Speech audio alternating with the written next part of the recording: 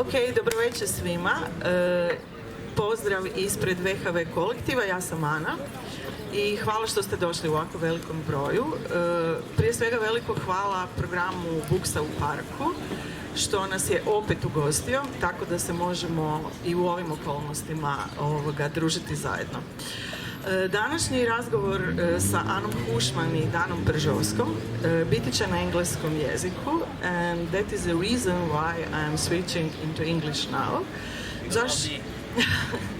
Just shortly to introduce and welcome our wonderful dear artists, Anom Hušman and Danom Perjovschim.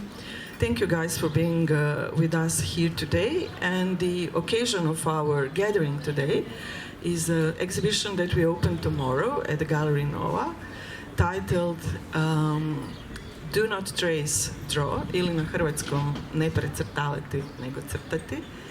And the exhibition is focused on the potential of education and collectivity in relation to current crisis. So today, it will be something in between, like a virtual guided tour and informal conversation. So we will talk about different topics, and let's start with the exhibition.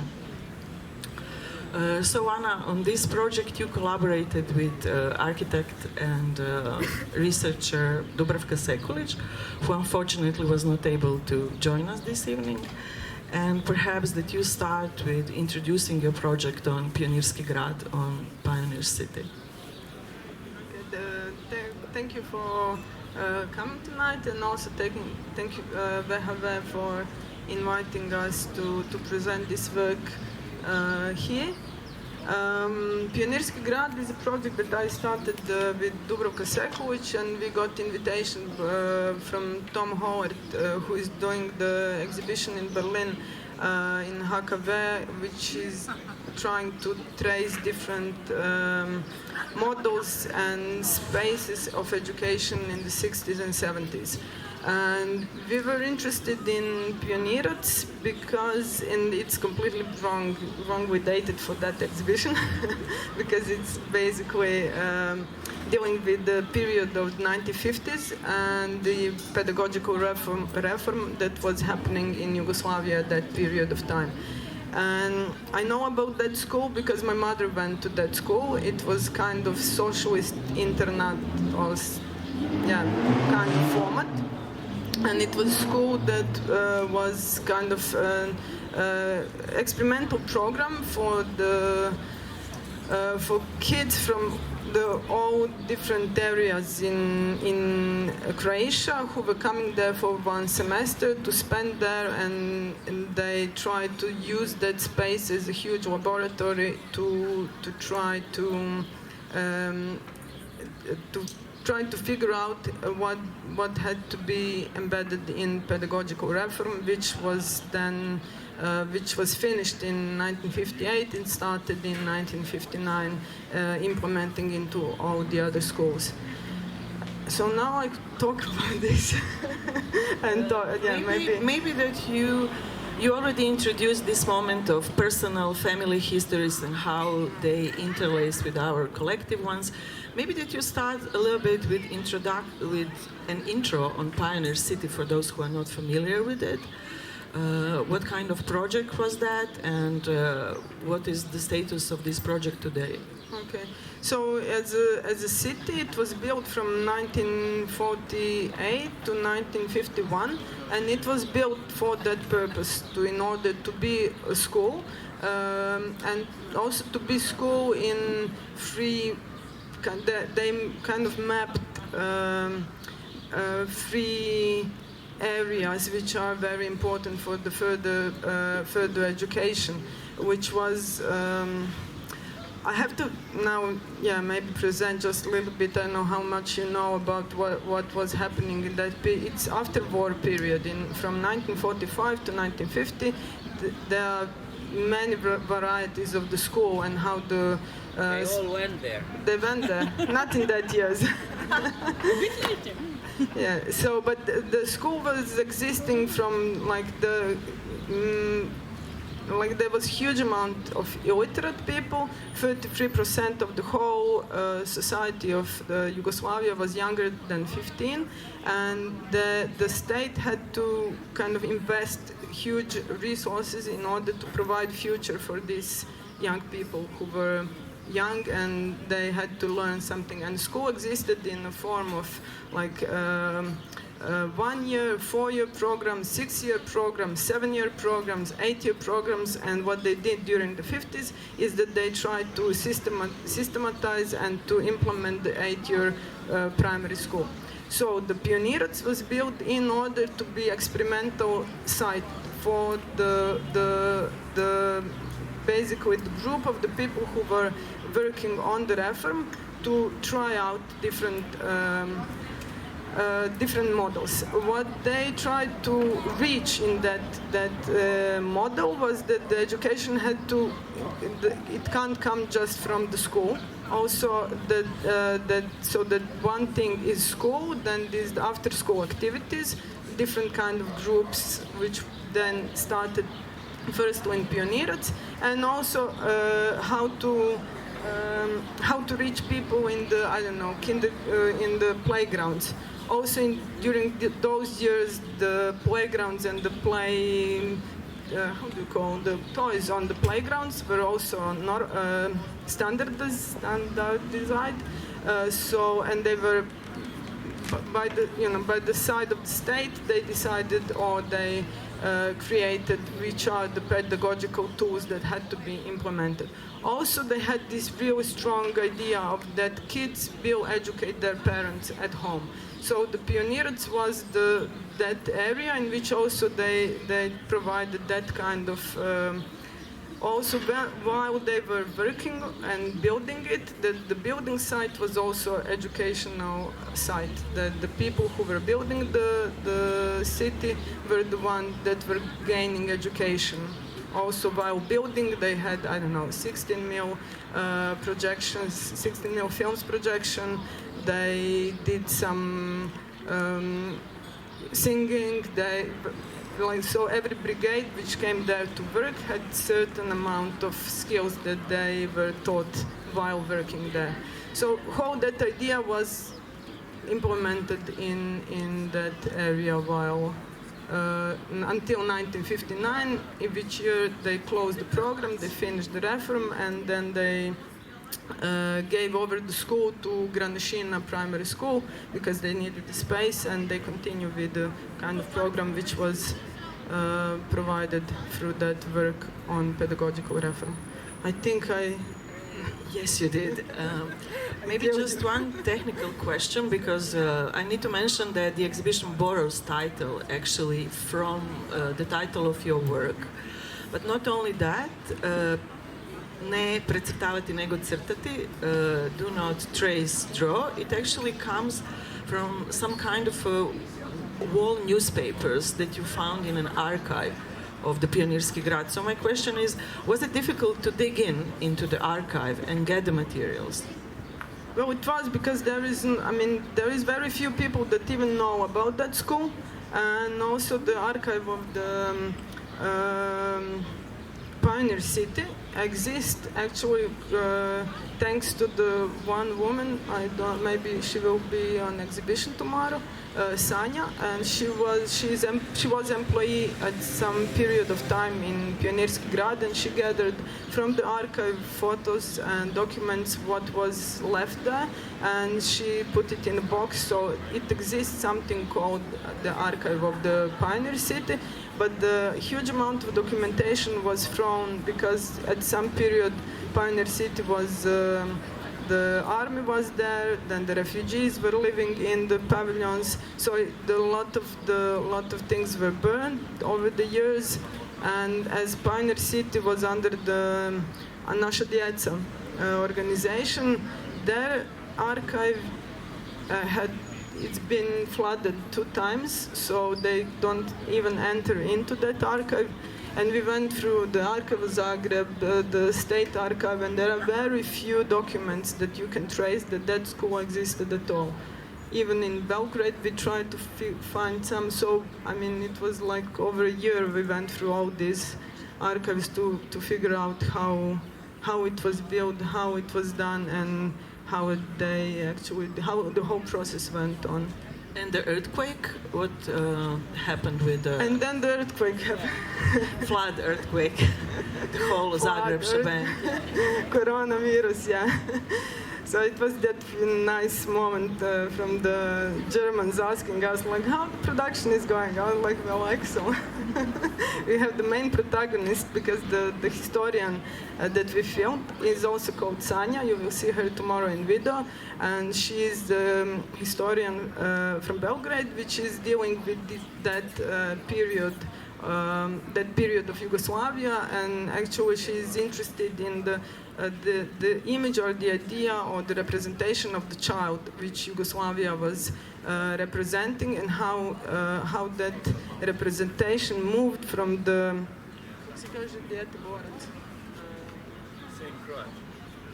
from the idea of the Djete-borac, of the child fighter from the Second World War, into this idea of new man who is building the society, and how did they govern that process. She was very helpful, and so we shared all our archive documents with her, and it was also for her really interesting to be able to go through that materials. It's not the first time, Ana, that you have been also thematizing your personal and family history within your films and art projects. Maybe you can tell us, how does this personal collide here with collective, and what was like the first trigger? The very fact that your mom was attending the school, or you started to work on the project and then you realized that you have this experience in your family circle? What did you ask me? How come? Yes, what was first? Like research or personal history? It was, since she's always talking about that period in Pionirski Grad, because she grew up in Lika, and they were writing with this chalk and board, and then she came to Pionierac in 1956, and they filmed films on 16mm camera. And I'm listening to that all my life, like mothers who are telling you these stories and repeating, and you're la la la la la. And then at one point, I was like, wait a minute, 1956, like what, the 16mm film or the photo lab? And then I started somehow connecting things. And I also started working on something else actually with my mother, and so this kind of fitted in. But also what interests me is mainly how from that whole generation of our parents who went through that process of educating themselves or civilizing themselves, or kind of what progress gave them, and what is that they've lost. They lost kind of a lot because they were moved out from their places in which they lived, in which they grew up, with the promise of something.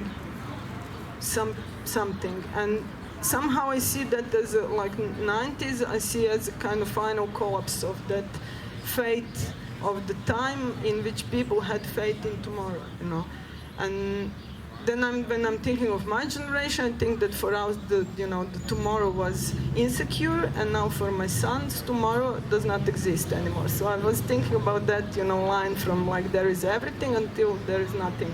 So, and how that happened inside of 3 generations, and how to think of that, what's been lost in the sense of fail of the state, in the fail of the system, in the fail of hope somehow. Thank you so much for this insightful intro into the work and into the project. And now we are moving to Daan. So I believe there is no need to specially introduce Daan to Zagreb audience, because Daan was quite often actually visiting Zagreb since 2004, and VHV's exhibition Normalization that happened at the Galeriji Nova, and also a project at Galerija Prozori a couple of years ago. And the most recent ones are 2018, Labin Biennial we did together, and you are also with the giants. With the giants on the back of the fallen giants, And recently, you are also part of Wine, Car, Bread, Security and Peace at Kunsthalle Wien. And with the Zagreb extension in Wien. And somehow, as I mentioned, normalization. Now we are in the new normal. So what has changed in these 16 years, and how does it feel to be back here? Well, I got also the space upstairs, because first time I come here, they give me the black corridor. And they put a British artist on. Phil Collins. I'm just joking. So, well, it's like you said, it's somehow all connected.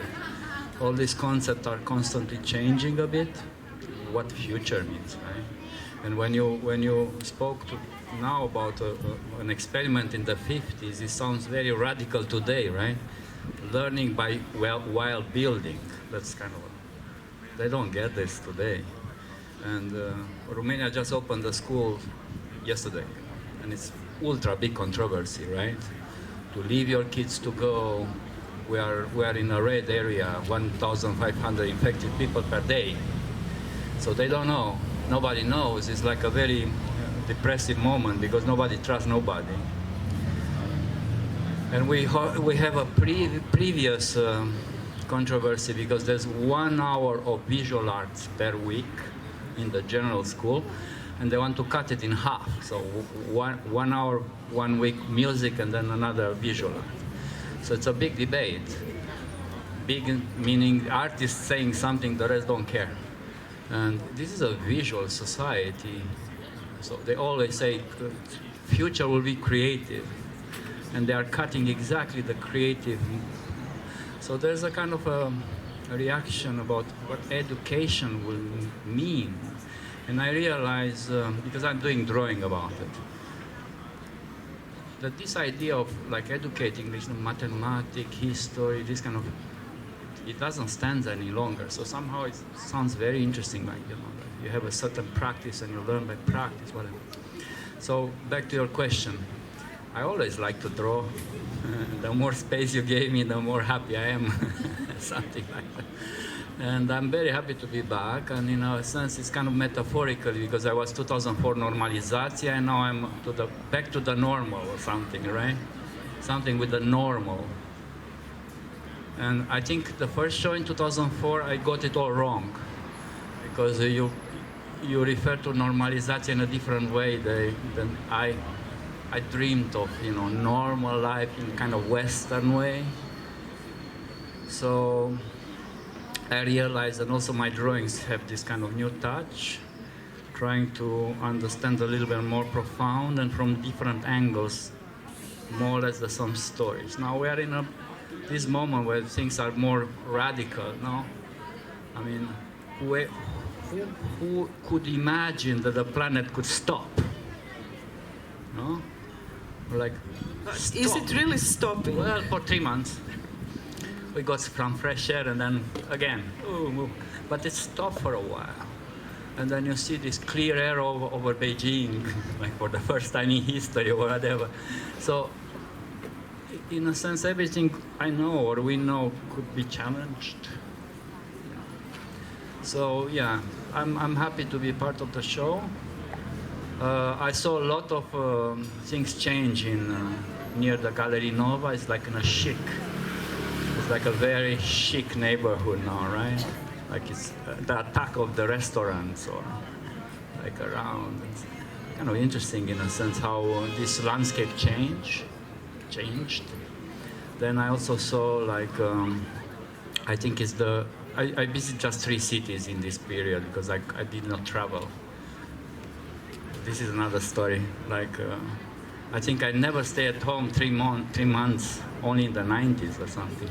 Anyway, so this is a city who every shop have masks. This is amazing, really. Like it's an enormous creativity of this element. And for me, this is one element who was, funny enough, it's a common element towards all the planet. Which is kind of interesting. Until now we have all the blue jeans or whatever, you know. So now we have masks. We have this element somehow who, even the way we look is coming together. So I do the same kind of tactic as I did in 2004. I look at things and I try to visualize them in a very simple way. We're using a little humor, and sometimes more humor, and sometimes more ironic, and sometimes self-ironic. And like I wrote on the walls of Galeriji Nova that finally we meet the criteria, 20 people or less. No, we are right on point finally with the visual arts, because we've been totally traumatized by the idea we don't produce public, we are not popular, people don't come to us, you know this. And now we are like perfect, right? And then, so I try to look at, you're right about the future, what happens. So I think it's just if you have this kind of a, not humoristic and not caricature kind of approach, but in a way more humanistic kind of, then you can invent your own future. Ta-da, sounds kind of, but like that, and probably this is connected to other question of yours. When I was obliged to stop, I become hyperactive in the first month of the lockdown. So I had like a physical reaction to do stuff, not to froze. And a lot of my friends, they froze and they slow, and I was not capable. So it's interesting because I understand time differently. Yes, that's true. It seems that during the lockdown, at least at VHV Academia, artists and all of us, we were either in hyper-productive mode or kind of numb, or we... Before we die, like to produce some more. How it was for you, Ana? Hyperactive is always. Always. So we are lucky. That's the show. Hyperactive artists. That's the show. No, I mean, for me, it provides certain kind of structure on which I can pretend that it's okay. And it's also easier. I mean, I have sons, so it's easier that you have this role of doing it for someone else. When you provide structure for other person, it feels okay. So that was my task. I think it's quite important to have these moments in this stress situation that you give yourself. Ana, once you said that each of your projects actually lasts quite long in a sense of its production and how it is conceived. And for how long actually you have been working on this one? We started working, I think, last year in May, something like that. That's quite fast for you, right? That's fast for me, yeah. And Daan, you are extremely efficient. 35 years ago I started. Yes, economic, how you are doing the drawing somehow in a very fast, almost performative manner. The downloading part. Tell me about the downloading part. Well, there's a kind of, I also have a research period where I kind of collect stories or subject who can fit to the title or your intention as curator or the place here, Zagreb. And I repeat part of them from other projects. And then while here or coming here or focusing to come here, I invent some more. And then I prepare, and then the day I come in the gallery, I just download the things I prepare, so it's coming very fast, like the execution part, and it is performative in the sense that I'm physically engaged the wall doing drawing. And this time for the show here, because I heard there's another component which is based on research, I introduced this newspaper. Usually the newspaper are my source of drawing, and it's a printed newspaper. I'm old school, I still have to touch the information. So it comes from these kind of articles I read or titles of photography, and since some years I start to use that also as a background sometimes. And I do black and white, very kind of, it's a decision, more manifesto, more kind of press illustration statement, but using the newspaper page or covers, that's color, so it's kind of working with color, kind of a painting. My former professor will faint if they will hear this painting with newspaper. And this time I introduced this because it's a kind of a link with this kind of documentation and research, because I also have archives of, on a certain topic. I'm constantly collecting. If I see a local newspaper referring to immigration or something, I will collect for the, maybe a show, I'll do this section. Now it's more with the subjects from the world around, but there are some very old, from, I don't know, 2001, or very old, 20 years ago, but they still stand as subjects in our society. So it's not so changing. Some are constantly. And I'm referring to that in the show. And so the execution, well, I'm in a gallery like 2 hours, and in the hotel 20 or something like that. Like drawing on the coffee shop more than execution in the gallery, somehow like that. Or very quick and then break, quick break. It's a kind of a, and I need a little time just to accumulate. So it's for me now it's so comfortable, and I have to be very honest to you. Sometimes I'm invited to a big Western institution, and I do that in 2 days, and then the next 7 I try to play like working, because otherwise they will not pay me the fees. I did it too quick. You know, it's like an hour of work or something like that. So, but this comfort comes from a lot of practice. Really, really a lot of practice. So I kind of feel very comfortable with spaces, with architecture, with subjects. And if I'm in a more friendly atmosphere, it's even better. And I'm not referring to COVID, I'm referring to VHV. Thank you. Back then in 2004 and now at the gallery space, there are some hidden portraits of VHV, and probably you will notice them. Back then in 2004, it was like 4 people who were giving a different, slightly different instructions to the technicians. You keep the painting, and they say, there are 4. Yeah. For women curators. Yeah. And also then, it seems to me that while being in museum and gallery spaces and drawing and spending time... Well, I like this kind of space, more than museums. Yeah, why? What's the reason? Well, I think institution in our days, and that's another reform they are passing through, and now it's a shock. And this is not so bad with the COVID, because they have to rethink. They went into this crazy public production, like industrial production of public, and now they have to think something else. So big institutions usually are very strict and somehow frozen in their own inertia. They cannot, you know, and they even forgot what they are meant to do there or something. So I feel much more comfortable in artisan spaces, in more cheap environment in the sense of not big budgets and big money around, and everything is like. I remember in one big museum, they didn't let me to work with my usual markers because there's a little faint, and they say maybe the working union don't like that. What that? This? And I said, well, but if I use the other one based on water, you have to pay 5 times more, you spend money more, it doesn't matter. So these little accidents, there's a responsible for a label.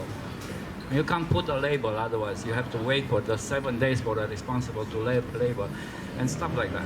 So I feel much more free in a space like yours, where I can do whatever, in this sense, Thank you.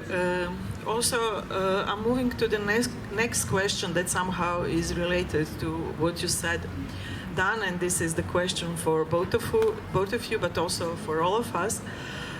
It seems that the last months also influenced kind of significantly the way how the exhibitions are done. How do we do exhibitions these days, especially international exhibitions? And all of a sudden, to travel and to go places, it involves certain risks, as well as hosting someone. And also to add up what Daan mentioned with this anti-capitalist and kind of anti-commercial aspect of his work, also related with this idea of sharing and being also in spaces that are not necessarily big institutions or commercial ones. I will share an email that you wrote 20th of March, just a couple of days before the earthquake happened. It's a very short message, and it says, after this madness will melt out in the years to come. If you need something quick and low budget, you can invite me, and I would like to draw anytime in Galeriji Nova. Regards, Daan. And some fee. And no fee, he said. Yeah. And somehow I have a feeling that these days the exhibitions are really done in a different way, much faster and immediate manner. And the way how we decided to put two of you in a dialogue was also a matter of how we actually communicated related to other topics, for example, the topic of tree and these things that interest us both. And my question is, how do you think that the genre of the exhibition is being reconfigured these days? And is it something that we are losing, or is it something that we are gaining in this journey? Anna, are you gonna start? Well, I don't know. I mean, it's an interesting question. Thank you for that. No, I'm kidding. No, I'm just thinking how much of my own experience is relevant to, because quite often I present on exhibitions. I present single channel videos, so quite often I don't have to go anywhere. I just send a link. So that's what I do, and they set it up, or somebody send me some photo, and I say yes or no, and yeah. So I think it's more maybe question to you, because of it kind of asks for you to be there to kind of perform the thing on the wall, on where it is. But general, maybe I can say more by looking at how the film festivals look like. Everything is online, everything is on this small screen. And for me as a filmmaker, I think that am I happy with that way of presenting the work? I'm not, because I think the cinema and the big screen and the sound and this kind of like the small laptop screen has its own problems, just as the gallery space has its own problem. It's different thing. But what we could gain from it is that it somehow asks from us, how this kind of going online in teaching, in educating, in all this, not to kind of to do translation, not to copy, because we can't copy that. We have to figure out something else. And I think that there is space to do something different or to do something else, but we have to start thinking like through the medium which we are using, which is online communication, and it will develop some different kind of work. I don't think that we can kind of, Daan can't, you can't draw online on somebody's wall, but you can do something, yeah. Well, actually, the reason I draw on the walls was because I could not travel, and with works.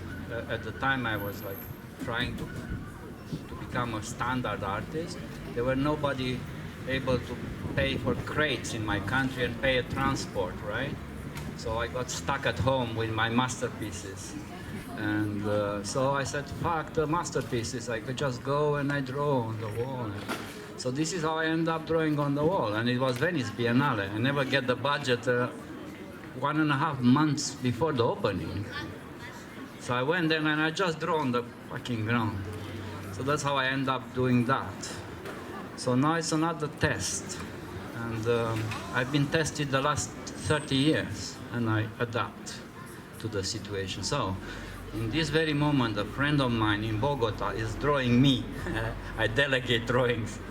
And he's drawing me on the Instituto de Visión in Bogota, I cannot travel. So that's a kind of situation. Of course, all my tactic was to make myself available to travel, because I could not in the communist time. I was stuck at home, no passport, so I just have a frustration, and I wanted to travel, so then I traveled for every show, and I did a lot. And now maybe it's time to delegate. And well, before also in the communist time, in the Romanian communist time, I did mail art, right? And I'm doing it again now. So I'm sending my show via postcards to Germany right now. From every city I go, I send one. And so, you know, these are not very sophisticated tactics. I did them already, but probably there will be others. So I've been asked how the exhibition of tomorrow will look. I have no idea. I mean, translation of the medium doesn't work. It just everybody put online, like it's the most boring visit you can do in a museum, it's online. It looks like this kind of hunting or theater or whatever. But I don't know what it will be. Instruction for somebody to draw, I don't know, I'm more conceptual. I don't know. More based on these strategic alliances, generosity perhaps? Well, yeah, this is what I sent you the email. Because, I mean, if there's something to do today, and we are very well prepared for that, because we did already this, like, is to strike alliances and help, you know, and support one another. And in this very moment, I don't have the pain of the tomorrow because I don't have kids. And my wife is an artist and we own our home, so of course I can help you. I don't have any, you know, for the next 6 months I'm safe, or a year. But there are people who have problems, and the independent scene in my country is totally collapsing now. And in a sense, and please understand me correctly, because everybody waits for money now. But like in a sense, they never imagined this possible, so they are like in the air right now. Theaters, dance companies, independent artists. And the government, they even don't understand what independent means. In their head, independent is like somebody who manages. Really, it's like a complete shock. And there's no money. So what they will do? So I think they can survive only if you know, if something like that. I'm not sure. I think I also try things now. Some work, some not so good. I did a project on internet immediately, and it's the first time I do a collective work. You don't consider your works with Leah Perjovschim collective in a sense? She don't. I'm just Why? No. I'm curious. No, we don't sign a work together. We show together, like two visions of the world, sometimes very different, in the same room. So yeah, I'm collaborating with her and with me constantly. But I never did a collective project. And I was invited for a show, I could not do the show. I changed constantly what to do, how the coronavirus developed, and I end up on the internet making Instagram drawings for the gallery I was showing. And after a week I got really bored, and it's still 3 more to go, 3 months. So I said I have to invite somebody else to make it more spicy or something. And then I invite some other colleagues, illustrators or drawing people, and then more, and then more, and then more, and I end up with people from Jakarta to all over the world, like 40 people posting every day. It was very cool, but in these circumstances, because I can never, I'm responsible for what I do. I cannot take the responsibility of a project or a show with somebody else. That's my training, I'm sorry. And this was the moment where I could share something like that, and it was okay. I really like it. I don't know if I can do that constantly. Maybe I'm too ego. Yeah. Big aura, Stilinovic would say. Yes. I draw in English. This is the reason why I'm so far away from you. Yeah. Well, so I probably didn't even imagine this kind of project in a normal way, and probably I have to admit I will continue to do the same practice. If not, the situation makes me to think again. And I told you, can you imagine? I was invited with Leah, so over the ocean in Miami for a conference, and we spoke like 10 minutes. So flight, hotel, 10 minutes? I will never do this again, you know. I mean, it's like I think we all kind of indulge in the life we had. And I never really look at it. I just fly every week and go and do and blah, blah, blah. And now you realize, well, you know, I mean, I could not go to Vienna to draw more because they want to test me. I said, no. So I sent drawing to be stick there. And so it's new. It's a new world in a sense. And it's changing. It's not fixed. So tomorrow can be different. And nobody knows if this is a seasonal stuff or, you know, we vaccine and another or whatever. So we have to be very flexible and I think solidarity. And maybe communicate more and more deep because we were too quick. Because there are 30 emails to answer. Something like that. I don't know. We'll see. We'll see, but definitely we will collectively visit the exhibition tomorrow. I hope we will see all of you there.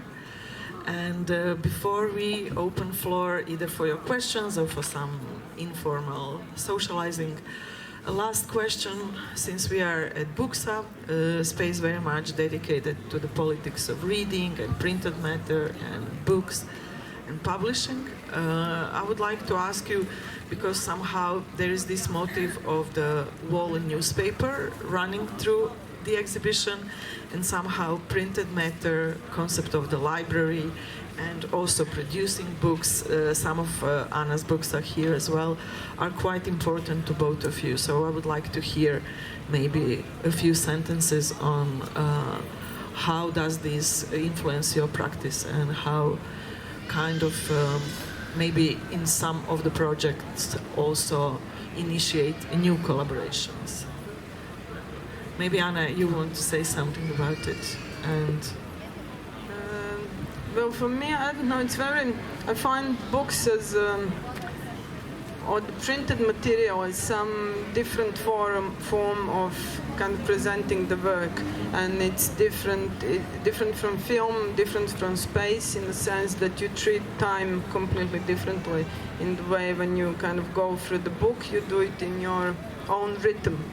And I think that rhythm is, for me, it's really important, and that it's, you know, as when I say translating into another medium, is that you have to think of, you know, something that is fixed on the page, and then it's equal size or it's not, or then in space you have the possibility of something to be further away from you or close to you, which you can't do in a book. Is the same. So I think it's very interesting as a space. Book space, and for these small books which we started now, Biblioteka Nula općenito, we have the first 3 here, and we did that during the Corona, and it was this idea. Corona books. It was this idea to do kind of cheap fanzine, which ended up cheap in materials but very expensive in labor of all the people who gave their time for this. And what I think, you know, especially for this project, is that I started working in Dubrovnik, and then I invited Dubravka Sekulić, then Marko Tadić, Ana Budović as a designer, and I think of that, you know, group of people that I'm working with, like in a similar way how I think of the group of people when I'm working with them on the film. They are as important as I am. You always find the director, you know, signed under the film, but I mean, the film is a reflection of all this. I don't know, maybe I would say that the best feature of director is that it has a certain amount of energy to persuade these people to give their best, you know, so to put them in relation in order to create the work. So I think of these books as, you know, because these texts are beautiful texts that we all read, we realize that they are not translated, but that they are important for us and for the the process of thinking of the work that we are working on, that we send each other these texts, and then we just realize that in the process we're just gonna put them on the table, translate them, give them these wonderful bodies, and produce them for other people in order to read, because it's also this that in Croatia there is so few important texts like Hitoštaru. They're not translated, and I think they're important also for us and for our students and for people who are coming to read them in Croatian, to be able to understand what is that we and understand. distributed for free. And distributed for free, yes. Thanks. So, and I have to say just thanks once more for all we managed. There is six texts coming, and none of the authors asked for any money, so they were all happy to publish the texts in Croatian, which is really nice. Great. I give you back. Dan, this is a hard question for you, because somehow the printed matter is integral part of your thinking and working since the early days. But what would you highlight? It's like drawing. It's a kind of material. I made a show of printed matter because I realized there's a lot of prints. I print a lot during my career, and I do the same. Like I make newspaper and give them out for free, and inserts and books and whatever. But I'm not like I don't work with teams, so I usually just provide the stuff, and it's your responsibility to produce the newspaper or the book. You know, this book of books where you have a text, but it's about all my notebooks, and I could not watch my own drawings for after like 101 time to look. I said, no way, just the editor have to do it. But I love also this, and I understand perfectly the opening, the time. And I dreamed when I was a kid to have this, the library in the house. And we had some books, but it was this time where it was complicated to have access. There were not enough printed. There were times there were no books, so I always dream about them, and I have them now. And I think I'm smarter. Like we have this discussion. I still think if you look at books, you're smarter somehow. Wow. In a homeopathic way. I don't know. Yeah, it's like wow. You have this wall of books. It's wow, fantastic. Like this story when you sleep, when you put the book under your pillow. But we realized very, very late. I mean, when we've been kids, Leah was going constantly to the library because she didn't have books too much in her house, and she struck like friendship with the people working there, and they give her some index books. You know, so it was kind of a conspiracy. It was very, very attractive for kids or adolescents. And now we realize, and we are striking again a deal and a partnership with the local library in the city we live, because this is a very democratic platform. It's free, and it's for every age, and this doesn't matter how you look and whatever. So the other are kind of restrictive, you know. You have to pay a ticket. Like museum is like people don't kind of go to museum because it's considered kind of elite or something. But the library, they go with the kids or whatever. So we try to make projects with the local library, and that was the reason to work here with Prozori, no? And this was fantastic because we don't have any longer this neighborhood library where people come to read newspaper. And you look, and it's like a nice atmosphere to see absolutely people going to read a newspaper. We don't have that anymore because they closed them down. They're like, whatever. Anyways, so I love printed matter, and I'll try to print all the time. And now I'm, since some years, every time we do a workshop, or I do a workshop with kids or young artists or whatever, there's a product at the end which is a fanzine, where everybody in the workshop is drawing one page. So when they go home, they go home with everybody drawing in one publication. So it's Xerox copy, very cheap. And I have quite a collection right now. And because I put people to draw about actuality, it's like an interesting collection of issues. The way how people, trained or not, kids or old, you know, artists or not, see the world. And it's like really impressive. So I'm also switching a little bit It was more cheap kind of production. But not only because of COVID, in general. Just because the others, they try to be too fancy and too expensive. And they all have this statistic in my country that the people don't buy books, therefore they are stupid. You know, so it's not, the consume of the books in Romania is lower than everybody in Europe, so therefore they are stupid. But they are very expensive if you look. Not everybody can buy them, right?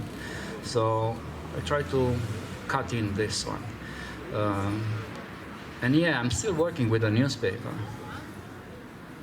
And by the way, because you say I'm an anti-capitalist, this is one reason I come to VHV, because I have a different past and I'm constantly confronted with different kind of ideas about socialism, and like we have very different experiences, and this has always helped me at the intellectual level when I'm confronted with a theory or a standing which is not familiar with the environment where I come from. Like, my communism was censorship. The capitalism was freedom of expression, if you can imagine.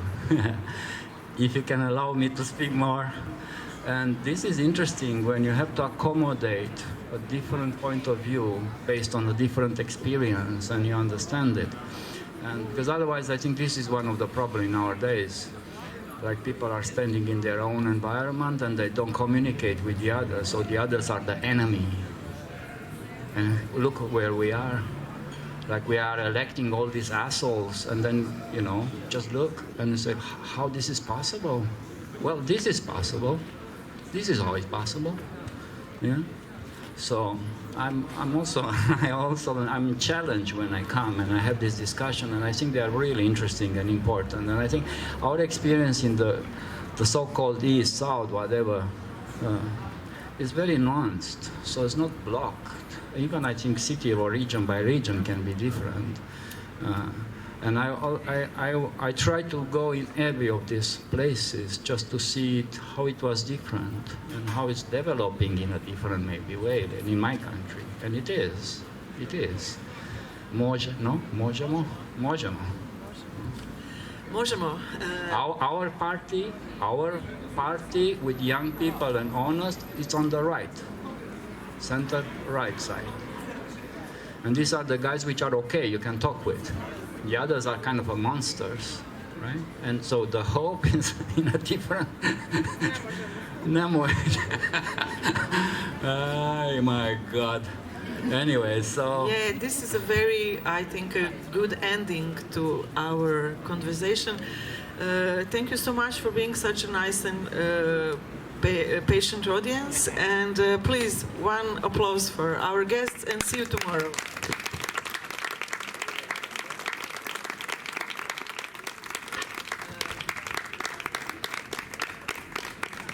Dan said maybe they will have some questions, so if you have them, now is the moment. If not, let's... yes, Kate.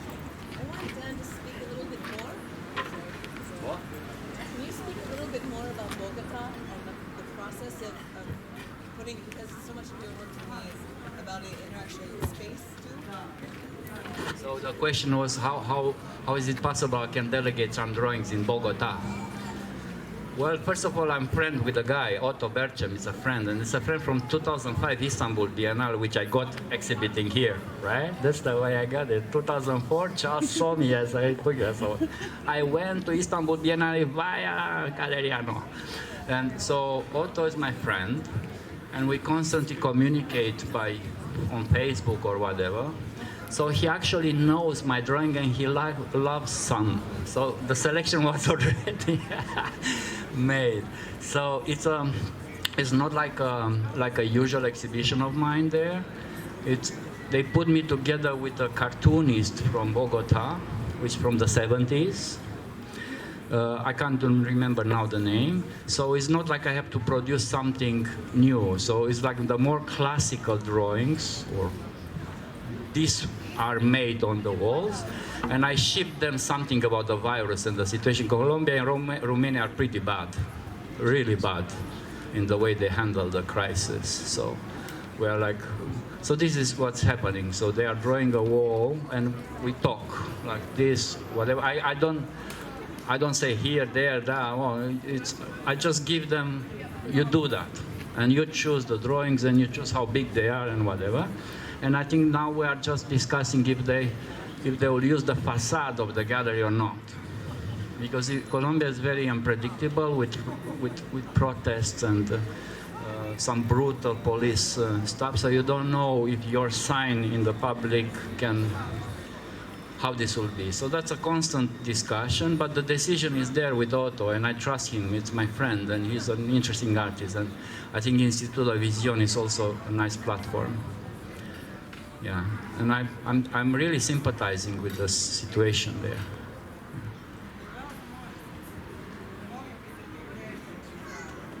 Some more? 5, 4, 3. Okay, that's it.